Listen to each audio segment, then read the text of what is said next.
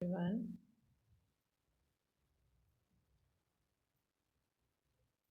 Today we are going to discuss very important CTET और any exam के लिए जो इम्पोर्टेंट क्वेश्चन है PYQ हैं CTP के, आज हम वो डिस्कस करेंगे। The first question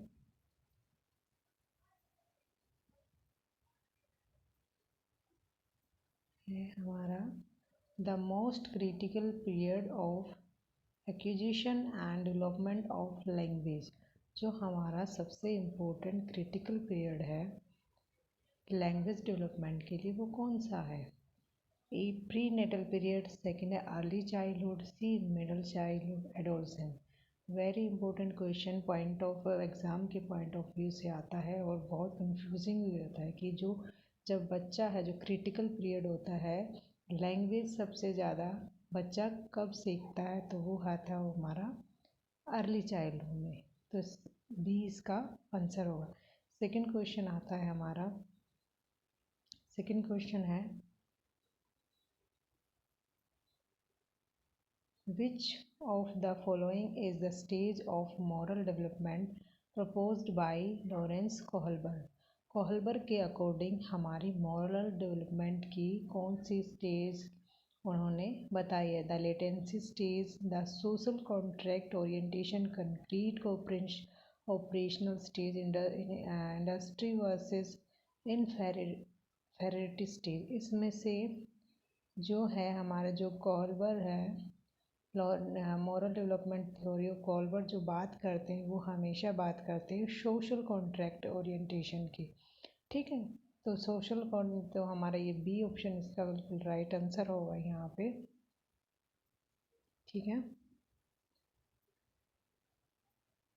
okay, B is the right answer. Next है हमारा third,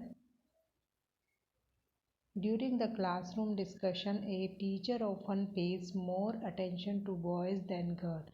This is an example of classroom discussion के टाइम एक टीचर है जो ज़्यादा अटेंशन देता है लड़कों को लड़कियों के बजाय। ये किस चीज़ का एग्जाम्पल है? Gender bias, gender identity, gender relevance, gender constituency.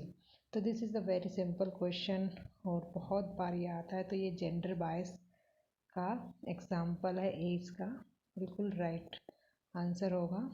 Next, which of the following is an effective strategy to reduce children's gender stereotyping and gender role conformity? सबसे ज़्यादा इफ़ेक्टिव कौन सी टेक्निक है जिससे कि हम रिड्यूस कर सकते हैं जो हमारी सोसाइटी में, हमारे समाज में जो जेंडर को लेकर भेदभाव किया जाता है उसको हम कैसे रिड्यूस कर सकते हैं? कौन सी टेक्निक के द्वारा हम उसको रिड्यूस कर सकेंगे? तो इसमें क्या है कि discussion about gender bias, emphasizing gender specific role, gender segregated play group, gender segregate, जो जहाँ पे भी सेग्रीगेशन की बात आता है उसको तो उसी टाइम हमें एलिमिनेट कर देना है। तो सी डी तो बिल्कुल भी नहीं आएंगे। अगर हम उस पर एम्फेसाइज करेंगे स्पेसिफिक रोल पे तो उसमें भी हम डिफरेंस क्रिएट कर रहे हैं।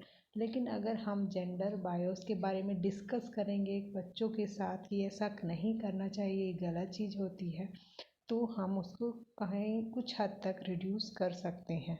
तो इसका ए आंसर होगा बिल्कुल करेक्ट। नेक्स्ट आते हैं हम, विच ऑफ द फॉलोइंग, हमारा क्वेश्चन नंबर 5 है, विच of the following theorist while being children as active seeker of the knowledge emphasize the influence of social and cultural content on their thinking?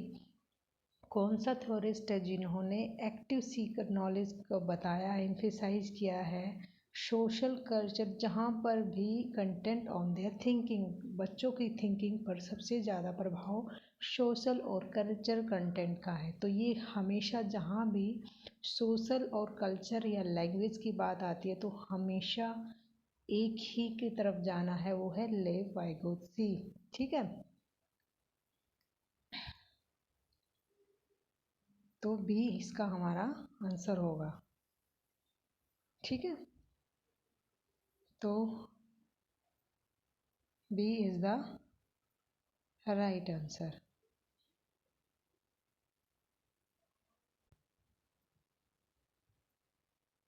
Next question number 6. While working on jigsaw puzzle, 5-year-old Nazma says to herself, "Where is the blue piece? No, not this one. Darker one that would go there and make this shoe." एक जो 5 साल की जो लड़की नज़मा खुद से बात करते हुए बोलती है कि ब्लू पीस कहाँ पे, नहीं ये वाला नहीं है, डार्कर इससे ज़्यादा। तो ये जो हमारी पजल है जिसमें बच्चा खुद से बात कर रहा है, ये किसने, this kind of talk is referred, this kind of thought is referred to by Vygotsky as. इसको वाइगोत्स्की ने क्या बोला है, तो वाइगोत्स्की ने 3 चीज़ें बोली हैं, private speech, social speech and talk allowed के फोल्डिंग ईगो सेंटिंग। इसमें से कोई भी नहीं है, सिर्फ ऑप्शन ए हमारा करेक्ट होगा, क्योंकि प्राइवेट स्पीच के बारे में ही वाइगोत्स्की बात करते हैं। अब आते हैं अपने सेकंड क्वेश्चन के ऊपर, क्वेश्चन नंबर 7। क्वेश्चन 7 हमें क्या बोलता है, giving cue to children and offering support as and when needed is an example of. जब बच्चे कोई प्रॉब्लम सॉल्व करते हैं उनको क्यू देना, कोई हेल्प करना, सपोर्ट करना, ये किस चीज़ का एग्जाम्पल है। जो हेल्प है ये क्यू है। जहाँ भी क्वेश्चन में ये मिल जाते क्यू स्पॉट तो वो क्या होगा, स्कैफोल्डिंग। तो ऑप्शन डी हमारा क्या है, ऑप्शन डी इसका आंसर रहेगा। अब आते हैं अपने क्वेश्चन नंबर 8 पे। Which of the following behaviour characterise the concrete operational stage as proposed by Jean पियाजे। जीन पियाजे ने हमारी 4 स्टेज दी हैं, तो उन्होंने बोला है कि कंक्रीट जो ऑपरेशनल स्टेज की कौन सी कैरेक्टरिस्टिक इनमें से है। ए ऑप्शन है हाइपोथेटिकल डिडक्शन रीजनिंग, ये हमारी 4th स्टेज में आता है। डेफर्ड इमिटेशन ऑब्जेक्ट परमानेंसी हमारी 1st स्टेज में आता है। और मेक बिलीव प्ले ये भी नहीं आता है। इरिवर्सिबिलिटी और conservation and class inclusive, conservation है हमारा, बच्चे कंजर्व करके किसी भी ऑब्जेक्ट को देखने लगते हैं, वो आता है हमारा कंक्रीट स्टेज में। तो ऑप्शन बी हमारा इसका राइट आंसर रहेगा। ठीक है, नेक्स्ट आता है क्वेश्चन नंबर 10 आता है, 9 आता है, sorry. Which of the following is Piagetian's construct in the construct of cognitive development of children. अब जिसने इसको थ्योरी को अच्छे से पढ़ा है वो क्वेश्चन देखते ही बच्चा इस क्वेश्चन का आंसर लगा देगा। तो इसका क्या है, पियाजे ने किस चीज़ के बारे में ज़्यादा बात की, ऑप्शन नंबर ए इसका बिल्कुल राइट आंसर है। तो ऑप्शन ए इसका राइट होगा। स्कीमा, स्कीमा है जो हमारा नॉलेज, हमारे माइंड में बिल्डिंग ब्लॉक्स ऑफ नॉलेज होता है माइंड में, उसी को स्कीमा बोला जाता है। ठीक है, नेक्स्ट आते हैं हमने क्वेश्चन नंबर 10 पे। Primary objective of assessment should be. हमारा असेसमेंट का प्राइमरी ऑब्जेक्टिव क्या होता है, असाइनिंग रैंक। रैंक तो हमें देना ही नहीं है, रैंक के बारे में जिस ऑप्शन में रैंक है उसको एलिमिनेट करना, लेबलिंग नहीं करनी है, लेबलिंग नहीं करनी है। जहाँ पे कुछ कीवर्ड होते हैं जिसको हमें देखते ही यानी मार्किंग, पास और फेल, मार्किंग नहीं करनी है। तो हमारा एक ही ऑप्शन बचा, option number B, understanding children clarity and confusion about the related concept. कोई भी कंसेप्ट है उसके बारे में बच्चों को कितना क्लैरिफिकेशन हुआ है, क्या उसके अंदर कन्फ्यूज़न है, कहाँ पे उनको प्रॉब्लम फेस हो रही है, उस सब के बारे में हमें पता करना है और उसको सॉल्व करना है। ऑप्शन बी इसका राइट आंसर होगा। नेक्स्ट आते हैं हम अपने क्वेश्चन पे, question number 11। Which of the following statement about intelligence is correct. Intelligence is a fix ability determined at the time of birth only. ये फिर से कीवर्ड वेरी, जहाँ पे ओनली कीवर्ड आ जाता है उसको एलिमिनेट कर देना है। ठीक है, ओनली।